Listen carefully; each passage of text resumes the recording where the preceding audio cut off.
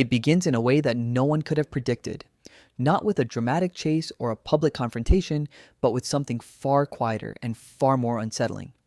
On September 8th, 2025, workers at a tow yard in Los Angeles noticed something unusual. At first, it didn't seem like much, just another vehicle sitting among dozens of others, impounded and forgotten. But then came the smell, strong, persistent, and impossible to ignore. The kind of smell that immediately signals that something is wrong. Authorities were called to the scene, and within moments of their arrival, what seemed like a routine check quickly turned into something far more serious. Inside the vehicle, investigators discovered human remains. The atmosphere shifted instantly. What had started as a minor report became the center of a major investigation. The area was secured. Detectives were brought in. And as the initial shock settled, the focus turned to one question. Who did this vehicle belong to? That answer would change everything. The car was reportedly linked to a rising music artist, someone known publicly, someone with a growing fan base, someone whose career was still climbing. And suddenly, a case that had been quiet became impossible to ignore. At that point, very little was confirmed publicly. Investigators worked carefully, trying to identify the remains and piece together a timeline. But even in those early hours, one thing was already clear. This wasn't going to be a simple case.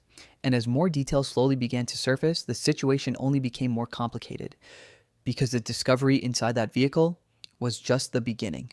As the investigators began digging deeper, the case started to shift from a single disturbing discovery into something far more complex.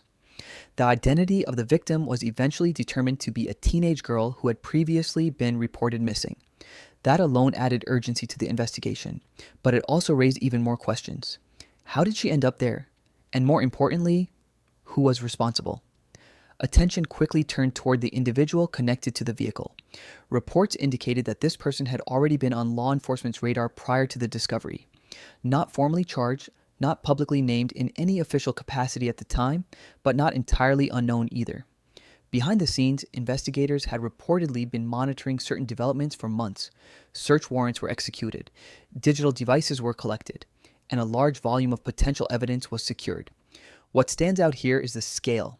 We're not talking about a handful of files or a single device. According to reports, investigators were dealing with an enormous amount of digital material, so extensive that it would take significant time just to process it all. That kind of volume changes the nature of a case. It suggests layers, connections, possibly even timelines that stretch further back than initially expected. And as that evidence was reviewed, the situation began to evolve. This was no longer just about what had been found in a vehicle. It was about understanding everything that may have led up to that moment. And with each passing day, the pressure to act continued to build. Then, after months of quiet investigation, everything changed in an instant. Authorities made their move. The arrest took place at a residence in the Hollywood Hills, a location that, up until that moment, had appeared calm and unremarkable. But that calm didn't last long. Law enforcement arrived in force. Footage captured the moment. Officers surrounding the property, issuing commands, moving with urgency and precision. The situation unfolded quickly, leaving little room for confusion about the seriousness of what was happening. The individual at the center of the investigation was taken into custody. And just like that, the case that had been developing behind the scenes was thrust directly into the public spotlight.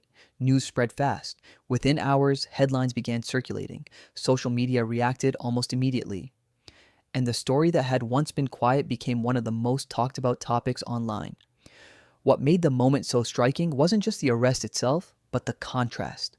A public figure known for music and online presence, now appearing in footage surrounded by law enforcement.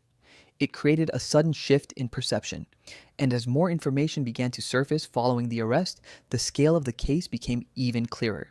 Because this wasn't just about one moment, it was about everything investigators believed had led up to it.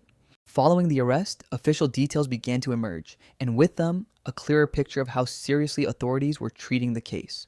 Prosecutors announced multiple charges. At the center of it all was a charge of first-degree murder. But it didn't stop there. Additional allegations were included, each one adding another layer of complexity to the case. What stood out most were what are known as special circumstances. These are not minor additions. In legal terms, they significantly raise the stakes. If proven in court, they can elevate the consequences to the most severe penalties available under the law. That includes life without parole, and in some cases, even the death penalty. The presence of these charges suggests something important. Prosecutors are not approaching this as a spontaneous or unplanned event. Instead, the case is being framed as something far more deliberate. And that distinction matters, because in court, the difference between an impulsive act and a premeditated one can completely change the outcome. At this stage, it's important to remember that charges are not the same as convictions. The legal process is just beginning.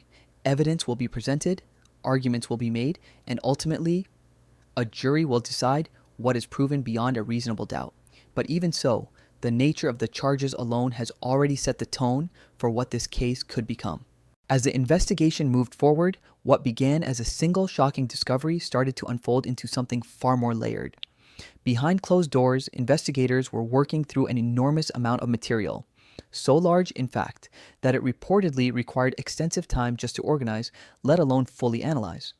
This wasn't a situation where conclusions could be drawn overnight. Every file, every device, every potential connection had to be carefully reviewed. And as that process continued, certain patterns began to emerge. Authorities reportedly focused heavily on digital evidence, communications, media files, and other forms of stored data that could help establish timelines and relationships. In modern investigations, this kind of evidence can be incredibly powerful. It doesn't rely on memory, it doesn't change under pressure, it creates a record. But interpreting that record is rarely simple. Context matters, timing matters, intent matters. And in a case like this, where so much information exists, the challenge isn't just finding evidence, it's understanding what it actually means. There were also reports of physical items being recovered during searches, objects that, according to investigators, could potentially link individuals, locations, and events together. Again, none of this on its own tells the full story, but piece by piece, it begins to form a larger picture. What makes this stage of the case particularly important is that it sets the foundation for everything that follows.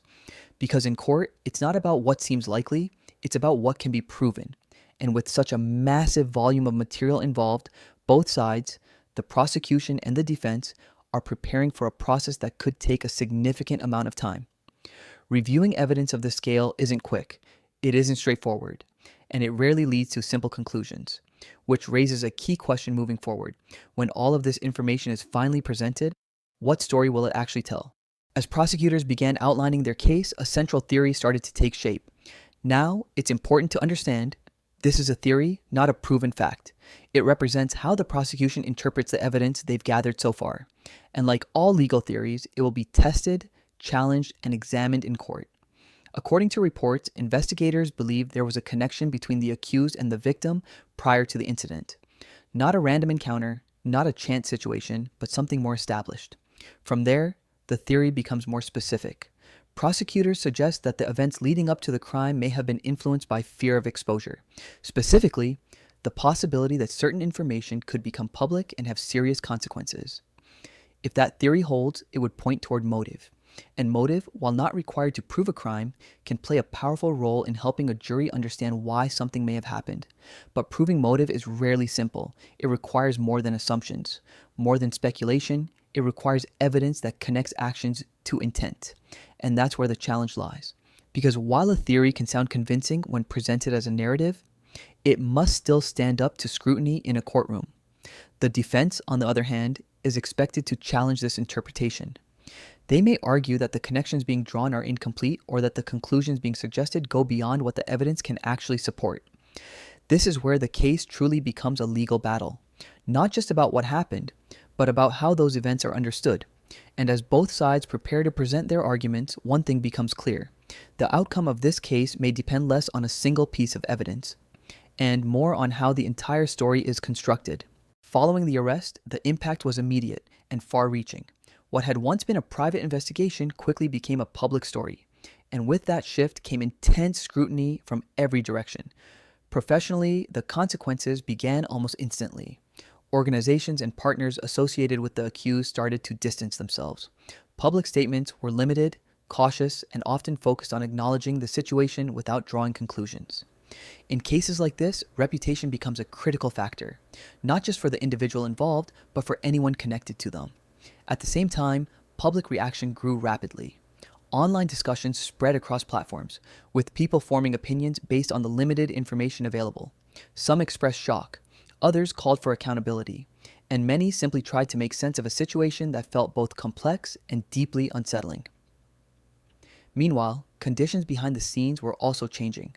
Reports indicated that the accused was being held under strict supervision. Limited contact, controlled movement, and heightened security measures, all of which are typically associated with high-profile or high-risk cases. These conditions are not unusual in situations where there is significant public attention or concern about safety. But they do add another layer to the story, one that highlights just how serious the circumstances have become. What's often overlooked in moments like this is how quickly everything changes. One moment, a public figure is continuing their career. The next, they are navigating one of the most serious legal situations imaginable. And while the legal process moves forward at its own pace, the world outside doesn't wait. Opinions form, narratives develop, and the case takes on a life of its own. As the case moves into its next phase, attention turns to the legal process itself. This is where everything begins to slow down, but also where everything becomes more important. Court proceedings are structured, deliberate, and methodical. Every motion, every piece of evidence, every argument is introduced under specific rules.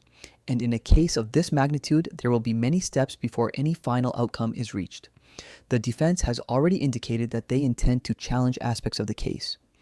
This could include the way evidence was collected, the interpretation of that evidence, or the overall narrative being presented by prosecutors. At the same time, the prosecution will continue building their argument, organizing evidence, preparing witnesses, and refining the theory they plan to present in court. One factor that stands out is the sheer volume of material involved. With so much information to review, it's possible that this case could take a considerable amount of time to fully unfold. Delays, hearings, and procedural steps are all part of the process. And during that time, public interest is unlikely to fade, because cases like this don't just raise legal questions, they raise broader ones as well. Questions about accountability, about evidence, about how truth is determined in situations where emotions run high and information is complex. For now, one thing remains constant: the presumption of innocence. Until proven otherwise in court, that principle applies, regardless of public opinion, media coverage, or online discussion. But at the same time, the seriousness of the allegations ensures that this case will continue to draw attention. And as new details emerge, as arguments are presented, and as a legal process moves forward, the story is still being written.